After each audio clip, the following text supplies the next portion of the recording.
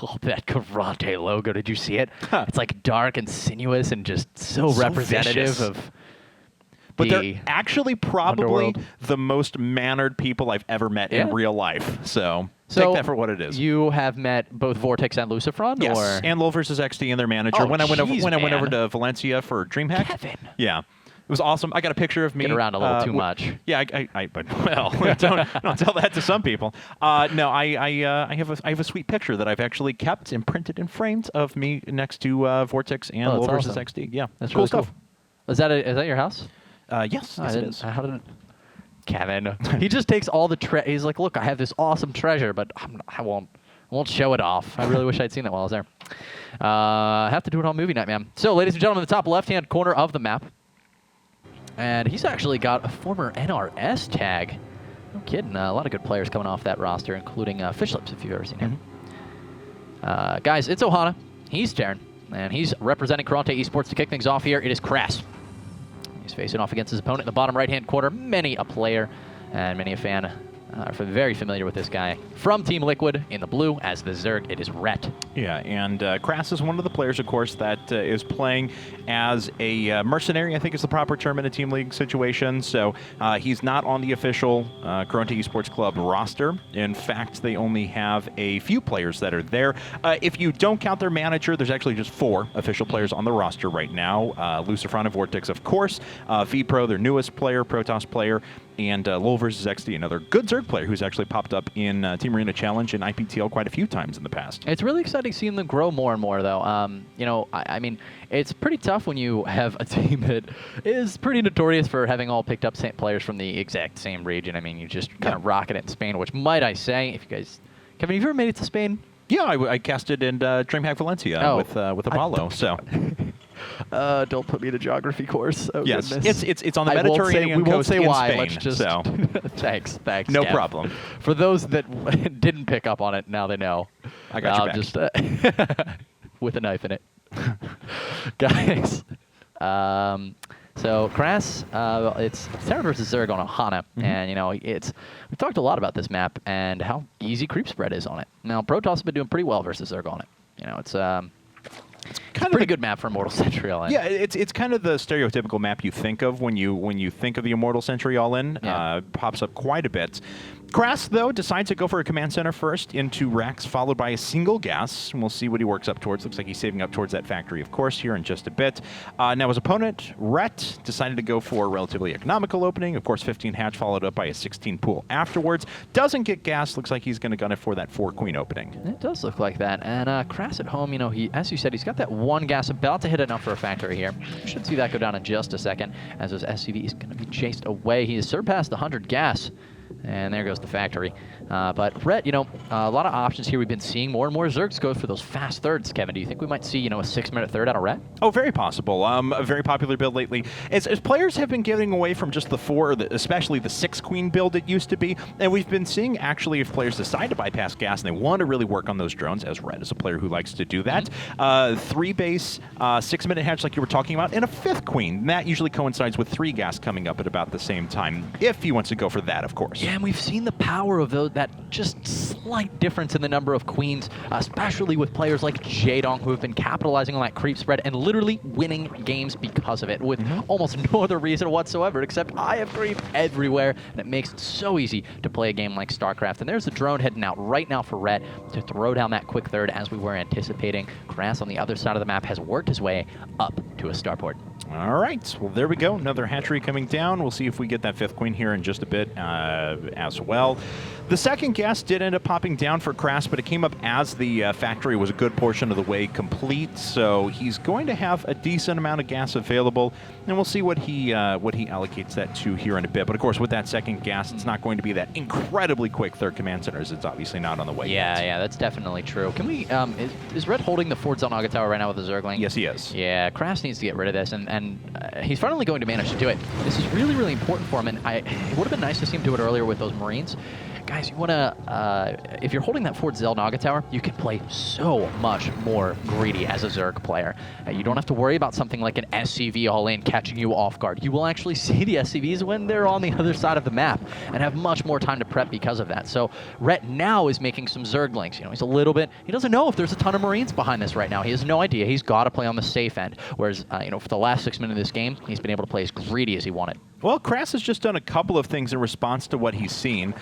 He actually has a medevac popping up, so he's going to try some drop shenanigans, but as soon as he got down and saw the third base from his opponent, that quick third hatchery we were talking about, he immediately drops down a command center right afterwards. Now, it did line up pretty nicely for him to do that anyway, but the timing is still a little bit different, as obviously he'd probably be putting down double engineering base or something along those lines at the moment.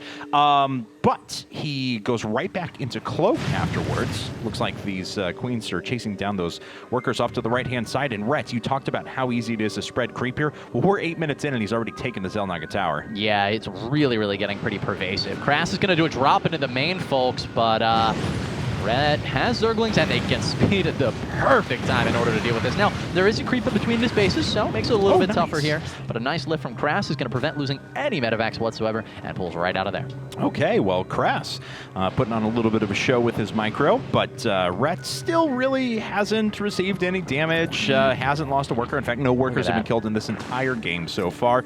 Just the small amount of Zerglings has actually fallen so far. You know, Kev, Rhett, he's got 3 Spore Crawlers going down, one at each expansion. He seems to have a really good read on what Kras is going for right now. And I don't think we're going to see a lot of damage. Leading with the damaged Hellion, Kras does manage to actually, that helps him a bit, in fact. Yeah. One Hellion does get taken out. Medevac takes a bit of damage. All right, but you mentioned before, all these Spore Crawlers are already up. Oh, and that wow. Banshee is flying directly over the Spore Crawler and dies. That's a huge loss in resources. That's definitely not good for Kras. You know, everything at this point going in Rhett's favor. Liquid looking so good at this stage as Rhett. I mean, take a look at his drone count right now. Where's it at? In fact, it's going to be up there. 59. 54 workers, though. We're seeing a couple here killed by Kras's medevac, and this Hellion drop definitely getting a bit of damage in. The medevac down to just 22 hit points is going to escape for the 3rd time.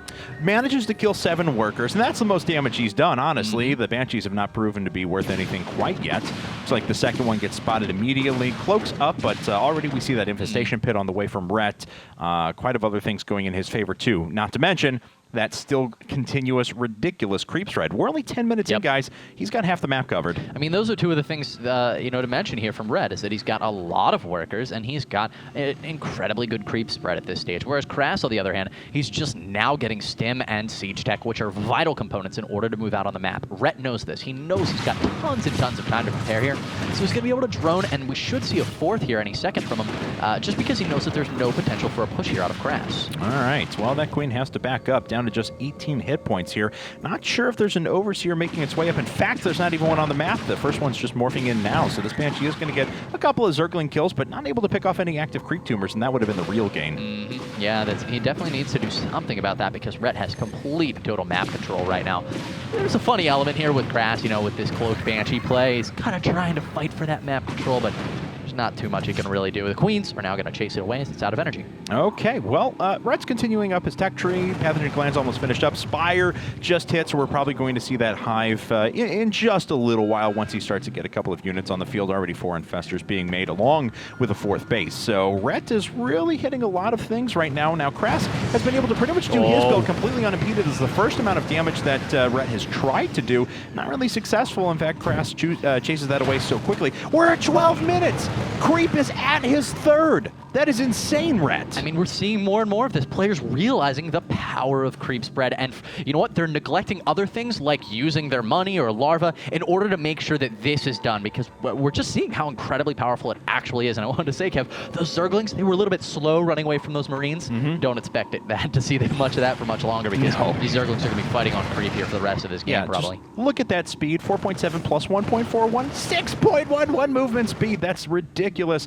Those can really travel across the map quickly. Scan, of course, necessitated as Crest has to start fighting this back. And you mentioned that some Zerg players are forgetting to do, Injac's forgetting to spend all their money and stuff like that at the expensive creep nowadays. Eventually, players are going to figure it out and be able to do all of them at once, and that's going to truly separate the best players as time goes along. But right now, I mean, look at this. He had those creep tumors cleaned up. Yes, that's not a good thing for him. We do actually have a drop off to the side, too. I want to mention that's actually doing some pretty good damage here. Finally, he picks up and gets out, but you know, I mean, taking a look at things, that's not too bad for Red. He just forced out, what, about 300 minerals from his opponent just because he had so far creep tumors all the way up. And Kev, he still has 2 live active tumors there. I've heard so many players actually be like, spreading so much creep is stupid because there's just not, it just doesn't matter. One scan goes down and you lose all your tumors. Yeah. Well, look, man, there's 2 surviving right now for Ret, and it's making a world of a difference. That creep is not actually falling back at all. Yeah, it's just really, really cool. You see, like, oh, when you have 18 million tumors, it's actually better than 18. Well, that's... Oh, wow. Oh, he's going to get it. Okay, yeah. Comes back forward with a couple more Marines, so picks it up. Yeah, it forces another scan out, and that's not great, but honestly, I mean, this is just fine for Ret so far. Yeah, okay, so Ret's actually going down both of his Tier 3 tech options at the same time, too. He's going for an Ultralisk Cavern, Greater Spire, catches the drop at the same time. Very cool stuff. Going to require a second fungal growth, of course, because he had to expend the first one. But there's more scans popping down now. That was a really fast fungal. Okay, it does get taken out, and more creep tumors being cleaned up right now by Kras. He's doing what he can to establish some sort of semblance of map control, but, you know, this is the scary part, and we're seeing it right now. Red is coming around the back with these Zerglings, and this is going to be very frightening. They are on creep. No, in fact, he's going to go for an entire counterattack. All right, and this is actually going to work out decently well. He takes out the first siege tank. I don't know if he's going to get the second. Wow, he does manage to focus it down. Good stuff there, and gets into the middle line and kills a few workers. So Ret's really putting on a lot of damage here. Kras actually has to turn around with his entire army, but the economic damage has been felt. It really has, and even more than the economic damage, the Greater Spire is completed now. Yes. And so he's going to be able to make Broodlords. This is exactly what Ret needed. He just needed to buy a little bit of time.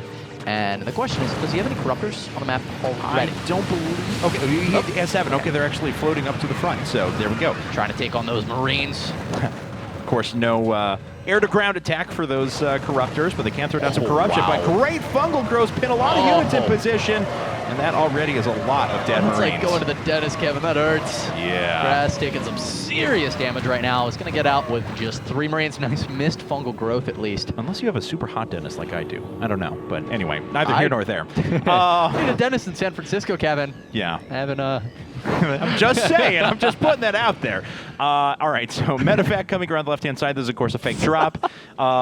Ret's successfully working off of 4 bases, moving up to a 5th at the same time, wants all 10 gas to be available to him, as his gas income is going to be stretched as he moves into those Ultralisk upgrades. We see the Kindness plating is already on the way. Lots of Broodlords wants to be able to replenish those. And then, of course, when that Infestor count does start to dip, if there's a big engagement and Kras is able to take a few of those out, be able to replace those just instantly. Yeah, that's it's really going to be important to make sure he can get some sort of a bang behind this. It's the cutest little Zergling thing. There was only one Zergling moving up, and the rest were following that one. So you just click. That was kind of weird. That's how you have fun when you have a game that you've probably already won. But, you know, that could create the possibility to throw. Yeah, I can't do this. Broodlords for free right now. That's his 3rd Broodlord he's just lost as he runs this up to the front. And at the same time, Kras is actually doing a double counterattack. Drops are doing some significant damage here. So Red is going to do some damage up at the front, but it looks like Kras has already started to lift up his command centers. But as we can see, Kras is doing huge damage behind this. Yeah, and he microed this medevac beautifully. Picked up the Marines, I believe, right before a Baneling hit, and is now maybe not dropping them behind the middle line. Oh, God, that was a lot of SCVs that just got destroyed. No, there are actually no Marines left in this one, unfortunately. But the triple drop has actually done some significant damage, killed a lot of workers, and we have a little bit of a, somewhat of a base trade on our hands, I suppose. How many Broodlords are actually left? None, and that's a big deal. Oh, Red, are you regretting that funny little command? Well, probably not. He just killed all the Marines in the counterattack. Yeah. And he's still, I think, got some sort of an income, which is the case. It's actually more than double his opponent's. Right. Of course, we're going to see a lot of Mule spam down whenever that Kras feels like he has the opportunity to stabilize, but he's got to get those down quick. Right now, in fact, because the counterattack is coming here from Red. And the reality behind it is that Kras has a ton of gas, but no minerals. Drop all the mules off that command center, lift it up in the air. He's going to catch some Vikings. Yeah. They're really, really nice. They're actually going to land. I guess they might as well do something. They're Kill going to some die banelings, anyway. All right, so another big drop being loaded up for Krass off to the right-hand side. This medevac still just sitting around. Oh, and actually he's just going to GG. Another attack comes in, and Rhett takes game number 1 for Team Liquid. Rhett was playing beautifully that set, Kev. I don't know your opinion on it, but I mean, a lot of times we see, you know, if you're going to spread your creep that perfectly, something goes awry somewhere else, but not really in his case, man. He played a pretty clean game. Yeah, very cool stuff. Well, coming up next is going to be one of the official karont3 Esports Club members. It's going to be Lowell versus XD, Zerg player, and we'll see what map he chooses after this quick commercial break. Don't go anywhere. It's time for game number 2 right after this between Team Liquid and karont3 Esports Club.